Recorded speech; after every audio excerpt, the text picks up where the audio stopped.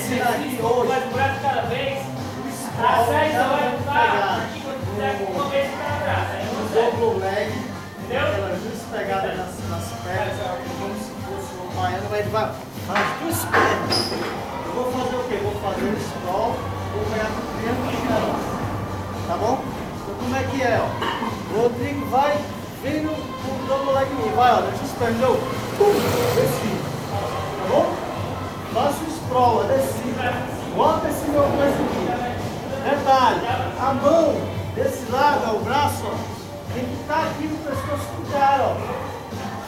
Tá bom? Pra minha mão passar aqui.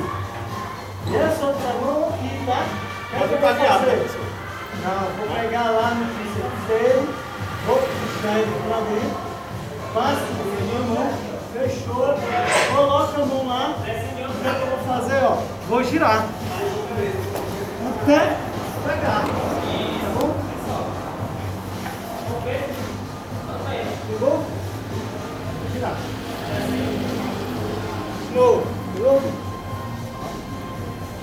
Gira. O cara vai se encaixar. Novamente. Vem me pegar no double leg.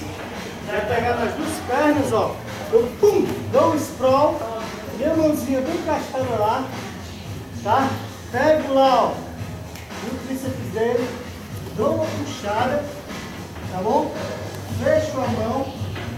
Pego aqui no triângulo de mão. Arrocho. Vou voltar.